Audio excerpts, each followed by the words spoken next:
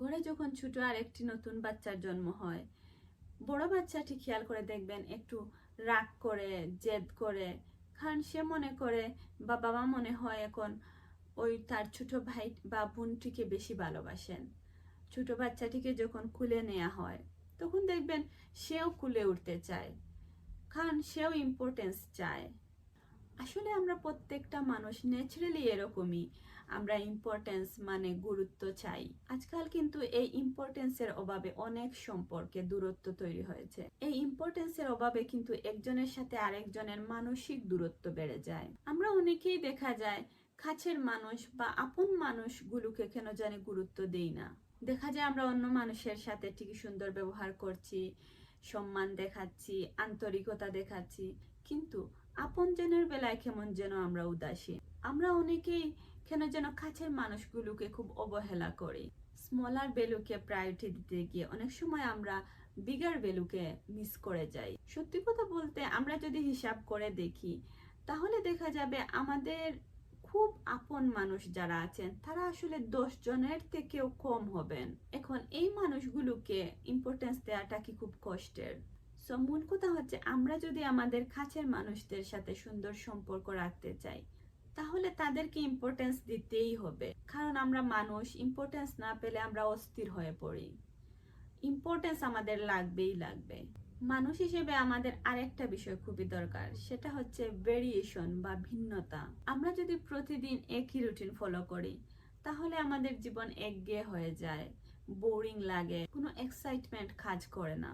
কেউ কেউ আছেন দেখবেন কাজে যাচ্ছেন, মুখে তেমন কোনো হাসি নেই, কাজ থেকে ফিরছেন তাও হাসি নেই, মানে ওনার প্রতিটা দিন একইভাবে কাটছে, কাজে যাচ্ছেন আসছেন, সো ওনার লাইফে তেমন কোনো ভেরিয়েশন নেই। একইভাবে ধরুন একজন মা, তিনি বাচ্চাদের দেখাশোনা করছেন, রান্না করছেন, ঘরের কাজ করছেন, সময় ঠিকই চলে যাচ্ছে, কিন্তু তাও ওনার ভালো লাগবে না, কারণ ওই যে একঘেয়ে জীবন, প্রতিদিন একই রুটিন চলছে। আবার ধরুন আপনাকে 5 স্টার হোটেলে থাকতে দেওয়া হলো, আপনাকে বলা হলো যে আপনাকে প্রেসিডেন্টের মতো ট্রিট করা হবে, 3 বেলা আপনার জন্য বুফে খাওয়ার ব্যবস্থা রয়েছে, কিন্তু শর্ত হচ্ছে আপনি ওই রুম থেকে বের হতে পারবেন না। তাহলে দেখবেন আপনার কয়েকদিন পর আর ওইখানে থাকতে ভালো লাগবে না। আপনার মনে হবে এর থেকে আমি আমার গ্রামের বাড়িতেই চলে যাই, কাজ টাজ করে খাই। এটাই আসলে হিউম্যান নেচার। ভেরিয়েশন না থাকলে আমাদের ভালো লাগে না। সো আমাদের ভালো লাগার জন্য আমরা কিন্তু প্রতিদিন কিছু করতে পারি। যেমন ধরুন আমরা প্রতিদিন নতুন কিছু শেখার চেষ্টা করতে পারি। আমরা যখন নতুন কোনো কিছু শিখি সেটা কিন্তু আমাদের এক ধরনের আনন্দ দেয়, কারণ আমাদের মনে হয় আমরা ইমপ্রুভ করছি। খেয়াল করে দেখবেন আপনি যদি সাইকেল চালানো জানেন তাহলে সাইকেল দেখলে আপনার ভালো লাগবে, কারণ আপনি সাইকেল চালানো জানেন, ওই যে ছোটবেলায় শিখেছিলেন সেটা এখনো আপনাকে আনন্দ দেয়। আপনি যদি সাঁতার কাটা জানেন তাহলে আপনি পুকুরের পাশে দিয়ে বা সুইমিং পুলের পাশে দিয়ে যখন যাবেন তখনও আপনার একটা হ্যাপি ফিল হবে। দিনের একটা সময় আপনি বই পড়তে পারেন বা অডিও বুকও শুনতে পারেন। বই পড়লে আপনি অনেক জিনিস জানতে পারবেন, শিখতে পারবেন, এটাও আপনাকে আনন্দ দিবে।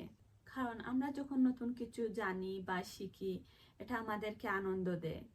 আমরা কিন্তু চাইলে ফ্যামিলির সবাই মিলে একটা সুন্দর মেমোরি ক্রিয়েট করতে পারি। আমরা পরিবারের সবাই মিলে কোনো একটা খেলা খেলতে পারি, বা ধরুন আপনি রাস্তায় হেঁটে যাচ্ছেন, কোনো একটা পথ শিশুকে আপনি একটা খাবার কিনে দিলেন, এতেও আপনার কিন্তু একটা সুন্দর মেমোরি ক্রিয়েট হবে। এই মেমোরি আপনাকে একটা আনন্দ দিবে, কারণ আপনার মনে হবে আপনি একটা ভালো কাজ করেছেন। আসলে এই ধরনের কাজ আমাদের মনে একটা বিশেষ ধরনের শান্তি দেয়। প্রতিদিন 5 থেকে 10 মিনিট আপনি নিজের সম্পর্কে লিখতে পারেন। আপনার মনে কি কি স্বপ্ন আছে, আপনি কি কি করতে চান, আপনি কিরকম মানুষ হতে চান, এসব লিখতে পারেন।